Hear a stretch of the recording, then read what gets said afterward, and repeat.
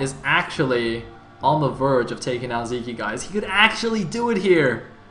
Oh man, that is going to be ridiculous. Alright, so the last map is going to be Fighting Spirit. It's going to be game number 3. Who wants it more? Is it going to be Draw or Zeke? Let's see.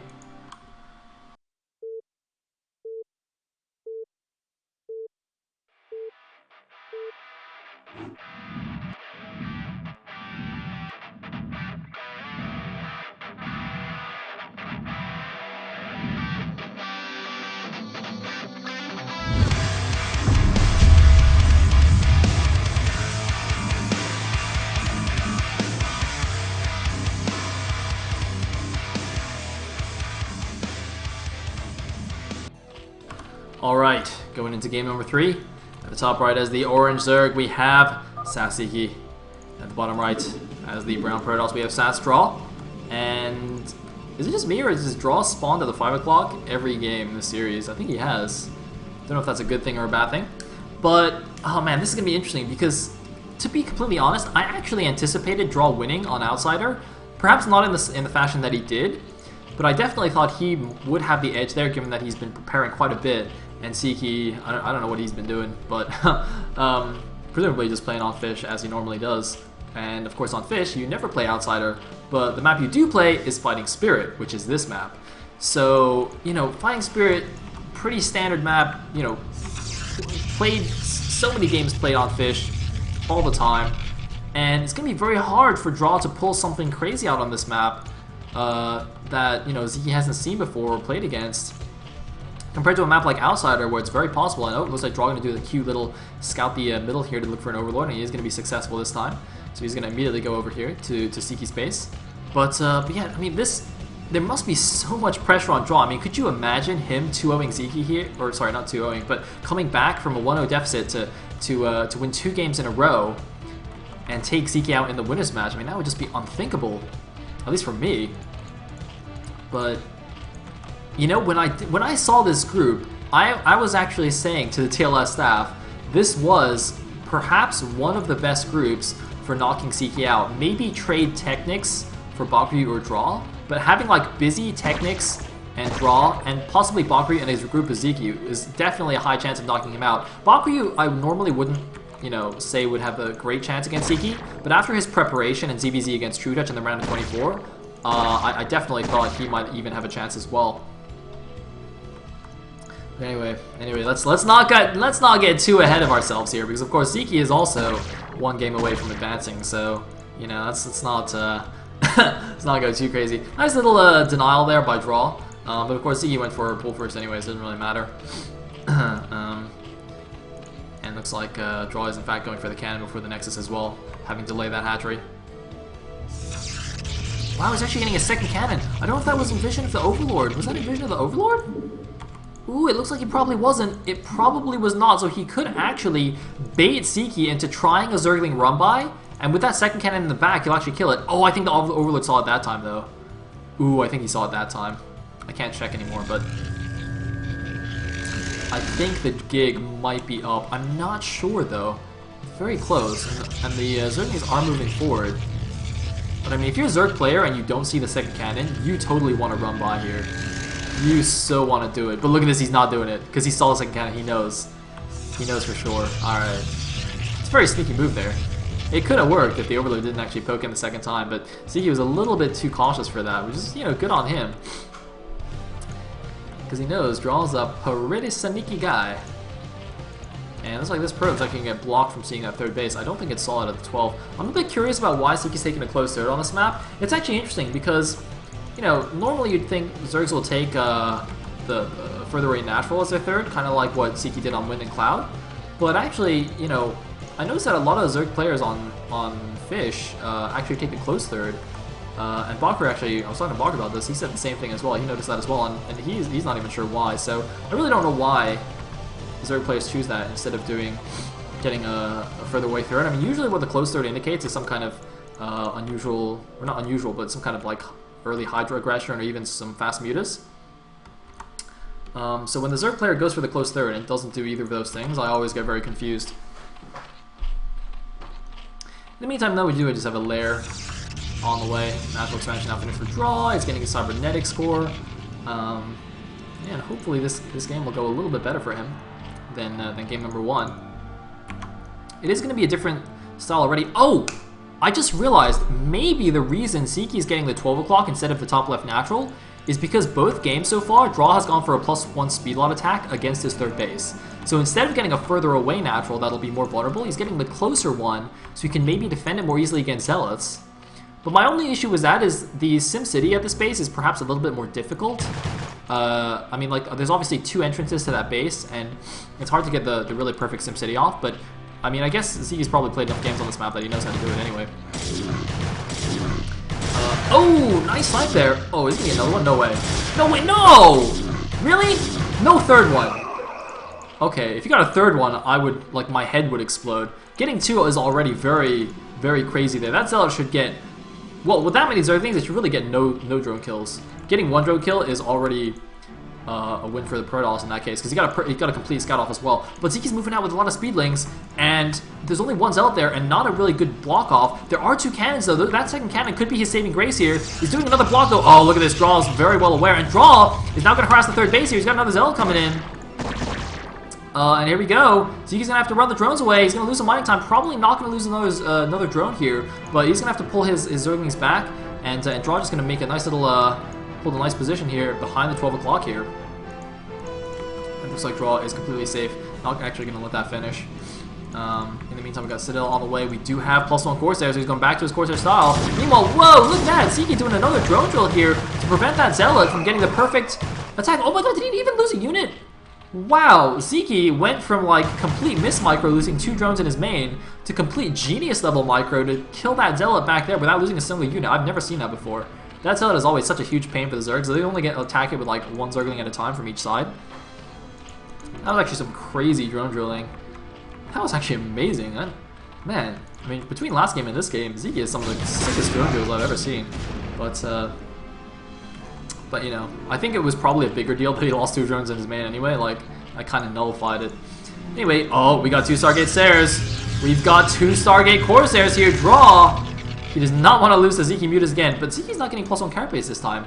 Ziki's not doing it, and he's gonna scout this with the Scourge. He's gonna see it with the Scourge, almost certainly. What? See it? Okay, he's gonna see it now. So Ziki knows exactly what's coming. Is he gonna start +1 carapace? He's not getting +1 carapace. He's gonna get some spores. Is he really not gonna get +1 carapace against 2 Stargate Stairs? Because even if you're not gonna go mass air, it helps like protect your overlords and whatnot. Maybe he just figures that with that many Corsairs on the map, it's not even worth it. Like, the Corsairs will just, it's better to just, you know, put them in protected positions rather than rely on +1 carapace to protect them. But it's gonna be interesting. And look at this, Draw has no second gateway. He's getting the Templar Archives, but he's only got a single gateway and 2 Stargate Corsairs. He has so few ground units right now, it's really dangerous. He's actually just attacking with 3 of his Zealots as well. Like, this is a really risky play from Draw. So he could easily just bust this with Zerglings right now, or Hydras, or basically any ground unit. But looks like Draw's just relying on that not happening. And look at this, Zeke actually making a lot of Scourge, trying to pick off some of these initial Corsairs while the Corsair count is still low. Once the Corsairs hit critical mass, it's very, very difficult to actually do anything with Scourge, unless you get some really beautiful surrounds with like Mutas tanking and whatnot. But, you know, before the Corsair count gets up, like, when there's less than 5 or 6 Corsairs, you can still move in with not too many Scourge and pick off a good number of Corsairs. But look at this Draw moving in once again. Going from the left side. I think he'll be able to walk around here and be out of range of the Sunken, in fact. Yeah, still out of range of the Sunken. Wow. So Draw doing some nice harassment. Although it looks like the Corsairs are moving in here. And it looks like some Overlords are going to fall here. That's a lot of Corsairs. Only 1 Spore Colony. These Corsairs are just going to ignore it. The Zealots in the 12 o'clock, though, they kill the drone, and they are going to just sacrifice themselves on that Sunken Colony. Meanwhile, some Scourge are going to chase away the Corsairs. It looks like Draw tried to run a DT in, but unfortunately for him, there was already a Spore there and the Sunken, so it's only going to get a single drone kill. A nice attempt from him, but not really possible. Now the Corsairs are going to escape here. Zeke getting severely supply capped, 51 of 37 supply. But with the Spore Colonies around, he should be safe for the time being.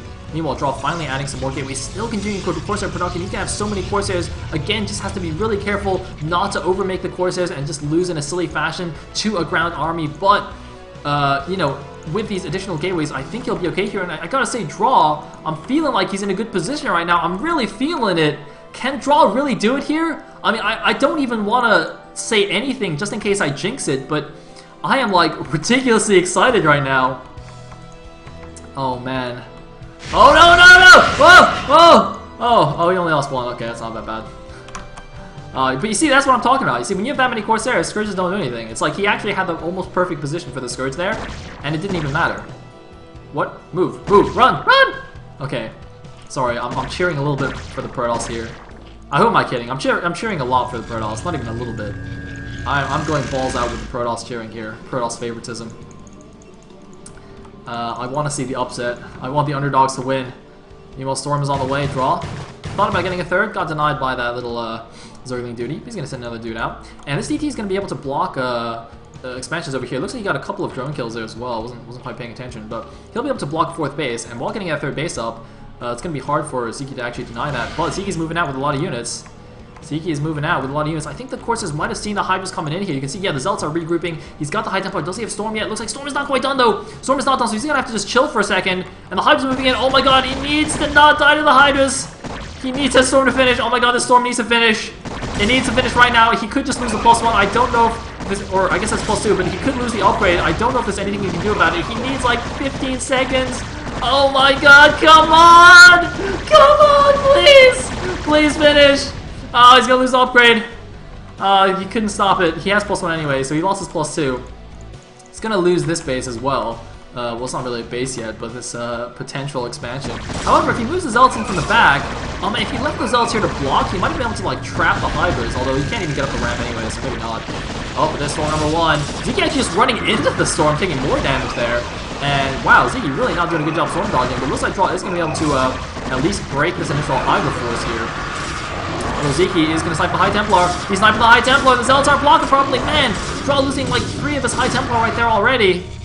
That is not good. He also seems to have lost a lot of his Corsairs as well. He's going to get a couple of these Overlords. It looks like some more Hydras are running down from Zeki. Wants to keep up the pressure here. Draw, gotta be careful. He's running out with small groups of units. That is very easy. That is like the surefire way to get those High Templar snipes. But he does have a good number of speed thought though. And he still do have +1, even though his +2 was not able to complete. A DT even coming out to help out here. And it looks like Draws is going to go for the attack here while getting his third base. The best defense is, of course, a good offense. And he's going to get these 3 Overlords. If he can actually get all 3 of these Overlords, that would be a huge win for him as well. And with these Zealots on the ground, the Hydras can't even defend. But it looks like, no, Draw's going to change direction. He's going to go towards the natural, but there's actually a bunch of Lings running around to counterattack. Zeki sending Zerglings to deny this third base to counterattack. At the third base, Draw has no units here. He's sending a couple of Zealots to go and defend. They are +1 Zealots, so they will do very well against the Zerglings. But there are a good number of Zerglings there. At least kill the probe. Looks like Draw doing a cute little block here with a Fortune Gateway. It's actually working. The Zerglings are bugging out, buying himself crucial seconds to help defend this third base, and it looks like he will have the Zealots back in time with Lynx for some reason just focusing down a pylon, a random pylon at that, not even the pylon that was powering the forge in the gateway, but it looks like Zeki has got lurkers out now. He's going to set up a lurker contain. Draw can maybe use some storms to try and pick up these lurkers. Oh my god, he's got to be careful. He's not gotta not do that, but he does have the observatory already on the way, so he's going to be able to break out very, very shortly here. And because his units are already on the other side, that means they will be in position to actually defend the third base. Whereas if he got completely contained on the inside of his natural, so he could easily send a big army down to kill the third. He also Draw is in fact going to use some storms to clear the lurkers. But a lot more lurkers and Hydras and Scourge are coming down to the 6 o'clock. Draw actually doesn't have that many Corsairs left, as far as I can tell, unless they're hiding somewhere. Yeah, he's only got the 3 left. He hasn't actually continued making them. He actually needs to bring the units back right now. Oh my god, the cans are not quite finished yet, but this wall is actually going to help him a lot. The Uber wall, oh man, the Corsair is going to probably all going to fall here, but it doesn't even matter. He doesn't really need them anymore.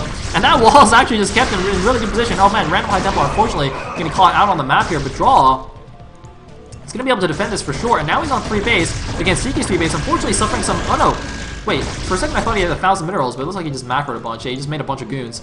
So he has to actually solve that. Meanwhile, 127 supply for Draw against the 99 supply of Zeki right now. This DT should really be patrolling these 2 bases. I mean, Zeki isn't trying to take the base just yet, but you can definitely do that. And unfortunately, Draw is going to lose an upgrade forge again here. He's going to lose that pulse on armor. No! Maybe he isn't. Alright, nice. Oh, it can rain from the bottom. Oh, that's a pain in the butt. That is annoying. Meanwhile, it looks like High Templars taking down these units. Oh my god, what? There's a lurker there, bro. A little bit lucky that only a couple of turrets died. If there was a second lurker there, he would have lost like all those turrets. Anyway, Draw's now broken the lurkers, and is in good position. Looks like Siki now going to take a 4th base, but of course Draw's 3rd is much faster, and Siki actually, despite having some lurkers at this 3rd base of Draw, is not actually containing Draw at his natural, so Draw's going to be able to move out of his main right now. He doesn't have a huge army though, and he's only got 2 High Templar. He has to be very careful. He does have the Templar energy upgrade, but you know, he doesn't even have that many gateways to support here. Man, his infrastructure is really late here. He got his 3rd base a while ago, really should have had a couple more gateways done already so he could really take advantage of that additional income. But yeah, it looks like Draw gonna send a few more probes over here. His probe count actually doesn't look very good. Okay, no, it's actually okay. He's sent some more probes there. Okay, so that's fine. Meanwhile, he's just gonna put on a little bit of pressure with this army. Zeke does have a good number of lurkers here, and Draw is still fairly zealot heavy. Now producing additional dragoons to help balance out his composition. But oh my god, is that gonna be a drop? Nope, they're just repositioning. Okay, that was scary. Whew. But the hive is done. Any hive tech? Any hive tech?